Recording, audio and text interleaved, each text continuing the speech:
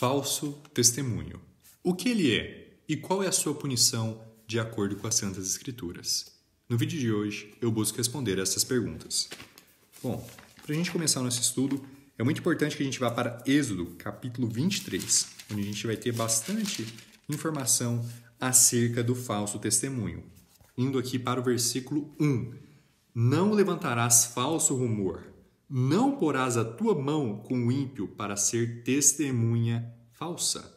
Não seguirás uma multidão para fazeres o mal, nem falarás em uma causa, modificando a ação após muitos, distorcendo o julgamento. Então aqui a gente já tem várias definições acerca do falso testemunho. Ele pode acontecer tanto com uma pessoa criando uma falsa causa, como ela se alinhando a uma pessoa ímpia para perverter o julgamento, falar algo que não é verdade. Ah, sim, eu testemunhei aquilo, eu vi o fulano fazer tal coisa. Mas ele nunca viu isso. É uma falsa acusação.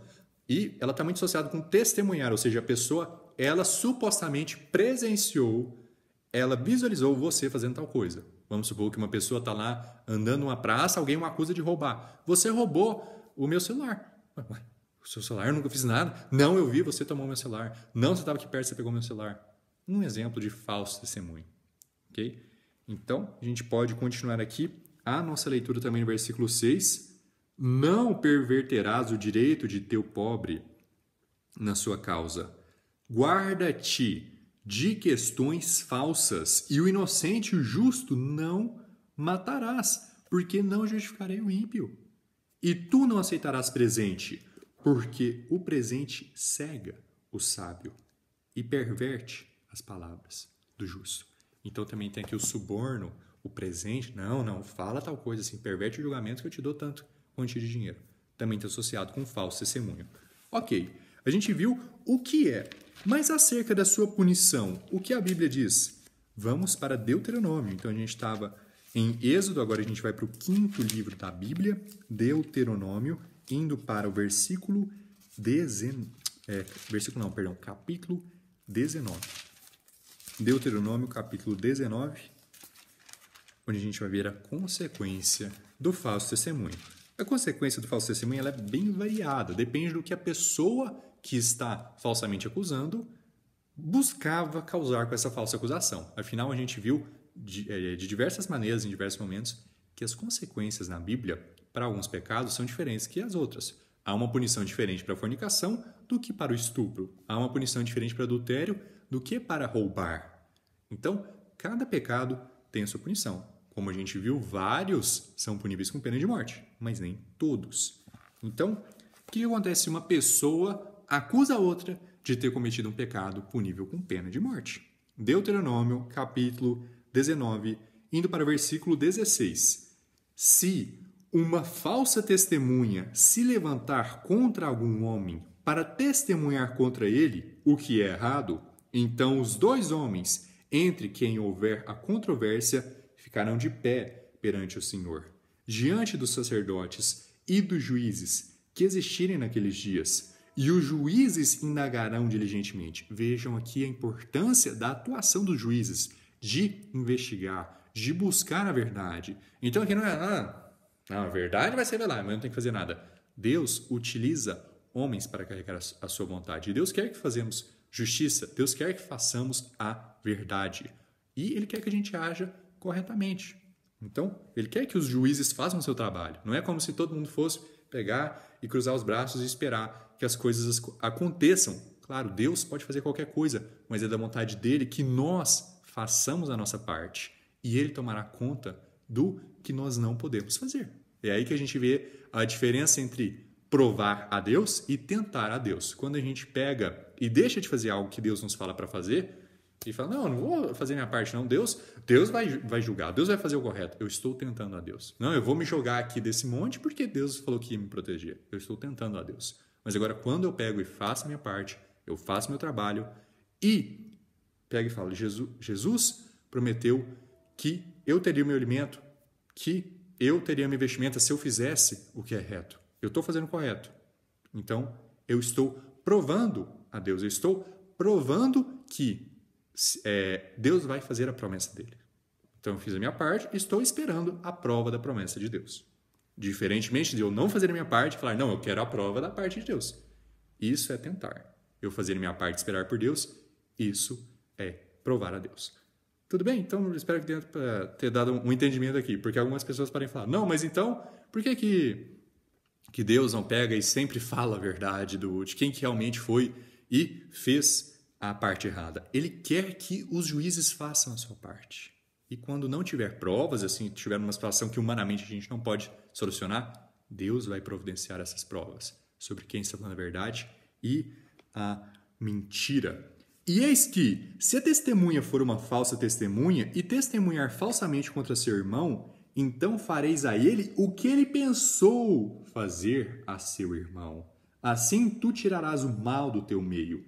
E aqueles que permanecerem ouvirão e temerão, e a partir de então não cometerão mais esse mal entre vós. E o teu olho não se apedará, mas será vida por vida, olho por olho, dente por dente, mão por mão, pé por pé.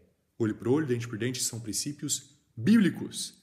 E sobre essas questões eu vou estar fazendo um vídeo logo também sobre o que a Bíblia tem a dizer sobre a mutilação, né? Essa questão de pé por pé, mão por mão, olho por olho. O que a Bíblia tem a nos ensinar sobre esse ponto? Mas enfim, a gente vê claramente que se uma pessoa acusa alguém de um pecado digno de morte, vida por vida. Se a pessoa acusa alguém de ter blasfemado a Deus, falsamente, qual é a punição dela? Ser posta à morte. Porque a punição para blasfêmia é a pena de morte. Se alguém acusa o outro de cometer adultério, falsamente, qual é a punição dele? Pena de morte. Então aqui a gente vê que o falso testemunho pode levar a uma pena de morte? Sim, depende do que as pessoas acusaram o outro. E a gente pode encontrar um exemplo disso, não somente de falsas testemunhas, mas também de uma falsa testemunha que seria punível com a pena de morte, em 1 Reis, capítulo 21. Porém, meus irmãos, infelizmente nesse momento aqui a gente tinha um governo muito ímpio, a gente tinha um governo composto de filhos de Belial e a gente só foi tendo um maior número também de impiedades acontecendo. Então vamos para 1 Reis, capítulo 21, no versículo 1. E sucedeu, depois dessas coisas, que Nabote, o Jezreelita, tinha uma vinha, a qual estava em Jezreel, junto ao palácio de Acabe, rei de Samaria. Acabe é um rei muito ruim, muito ímpio. E Acabe falou a Nabote, dizendo, dá-me a tua vinha, para que eu possa tê-la como horta de ervas, porque ela está perto da minha casa, e te darei por ela uma vinha melhor. Ou, se te parecer bom, dar-te-ei o seu valor em dinheiro. Nabote disse a Acabe, o Senhor me proíba de te dar a herança dos meus pais. O Senhor me proíba de te dar o que os meus pais deram para mim, o que é território dos meus pais. Eu não quero vender isso. Eu não aceito a sua proposta. Aqui, Nabote falou algo totalmente entendível, totalmente compreensível. Mas Acabe não podia levar um não. Acabe não podia levar essa ofensa para casa. E Acabe chegou à sua casa revoltado e aborrecido por causa da palavra que Nabote, o Jezreelita, lhe havia falado. Porquanto ele tinha dito, não te darei a herança dos meus pais. E ele se deitou na sua cama e virou a sua face e não quis comer pão algum. Fez uma maior birra, igual uma criança. Agora, não somente Acabe era uma pessoa muito ímpia dentro do governo, tinha uma pessoa pior ainda que ele. Essa pessoa é Jezabel, a sua esposa. Todavia, Jezabel, a sua esposa, veio até ele e lhe disse, por que o teu espírito Por que o teu espírito está tão triste a ponto de não comeres mais pão algum? E ele lhe disse, porque eu falei com Nabote, o Jezreelita. Enfim, ele pega e conta a história. Versículo 7. E Jezabel, a sua esposa, disse a ele, tu governas agora o reino de Israel? Levanta-te e come pão, e deixa o teu coração ficar contente. Eu te darei a vinha de Nabote, o Jezreelita. Assim, ela escreveu cartas em nome de Acabe, e a selou com o selo dele, e enviou as cartas para os anciãos e para os nobres que estavam na sua cidade, habitando com Nabote. E ela escreveu nas cartas, dizendo, proclamai um jejum, e ponde Nabote no alto, no meio do povo, e ponde 2 homens, filhos de Belial, ela própria reconhece, que são reprovados. Diante dele, um reprovado conhece o outro, para dar testemunho contra ele, dizendo, tu blasfemaste contra Deus e contra o rei. E depois, carrega-o para fora e apedrejai-o para que morra. No vídeo anterior, a gente viu que blasfêmia a Deus é um pecado punível com pena de morte. Então, eu queria que 2 testemunhas falsamente se apresentassem. Já estava até com o julgamento todo pronto. Já falou para os anciãos, eu vou estar enviando, para vocês, eu estou enviando vocês para vocês arrumarem essas falsas testemunhas e vocês colocarem ele para morrer. Por isso que eu passei aquele tempo falando sobre a diferença entre tentar a Deus e provar a Deus. Porque Deus quer que a gente faça o correto. Deus quer que a gente julgue retamente. E aqui a gente tinha um momento onde o governo estava agindo impiamente, onde o governo não estava fazendo o seu papel. E, infelizmente, a gente tem toda a situação aqui que essa história se segue. Versículo 12. E proclamaram jejum e puseram Nabote no alto no meio do povo, e ali chegaram 2 homens, filhos de Belial, e se assentaram diante dele. E os homens de Belial testemunharam contra ele, justamente contra Nabote, na presença do povo, dizendo: Nabote blasfemou contra Deus e contra o rei. Eles carregaram-no para fora da cidade e o apedrejaram com pedras, de modo que morreu.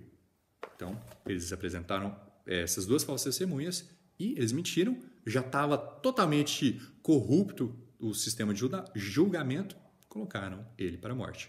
A gente vê aqui um princípio muito importante também. Algumas pessoas podem dizer: não, a pena de morte não é legal, porque o governo é corrupto, então o governo pegaria e mataria pessoas, independente se elas fizeram certo e errado, salvariam errado, mataria a pessoa que fez o certo, preservaria a pessoa que fez o errado. Agora a questão o problema é com o governo, não é com a pena de morte, não é com a punição da lei que Deus instituiu. A lei de Deus é perfeita. E a maneira que Deus fala para a gente utilizar, ela também é perfeita. Agora, se o governo faz uma maneira injusta, se o governo coloca pessoas inocentes à morte, então não é que a lei de Deus tem furos. O problema é com Acabe, o problema é com Jezabel, o problema é com o governo, não com a lei de Deus. Ok? E, para a gente encerrar, vamos agora também para Provérbios, capítulo 19.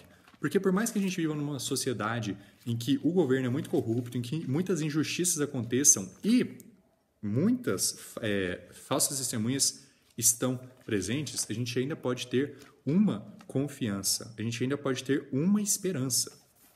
Porque, como eu já disse algumas vezes aqui neste vídeo, Deus, Ele nos protege quando a gente faz a nossa parte. E quando não tem mais o que a gente fazer, claro, o Nabote não quer dizer que ele era uma pessoa ruim, não quer dizer que Deus pegou e desprezou ele, por isso ele foi posto à morte. Às vezes o sangue de pessoas inocentes são derramados. O exemplo de Estevão, o exemplo de Cristo, que nunca pecou, mas ainda assim foi posto à morte. Nessa vida sofreremos perseguições, os justos sofrerão tribulações e problemas, mas a gente ainda pode ter a nossa esperança de que, por mais que a gente passe por situações muito ruins que podem acabar sendo também a morte, ainda haverá justiça. Ainda haverá um repagamento, uma recompensa para cada atitude. As pessoas vão colher o que elas plantam, seja nessa vida ou na próxima. Provérbios, capítulo 19, para a gente encerrar este vídeo. Provérbios, capítulo 19, indo para o versículo 5. A falsa testemunha não ficará impune, e aquele que fala mentiras não escapará. A justiça virá. Por mais que a gente tenha governos como Acabe, como Jezabel, por mais que a gente tenha pessoas corruptas como esses 2 filhos de Belial, que foram e deram uma falsa testemunha, a lei de Deus é perfeita, a gente pode confiar nele, que ele vai nos proteger, ele vai julgar e que as falsas testemunhas não vão sair impunes. Então, espero que tenha ficado evidente o que a Bíblia diz sobre essas questões. Que Deus abençoe vocês e até mais.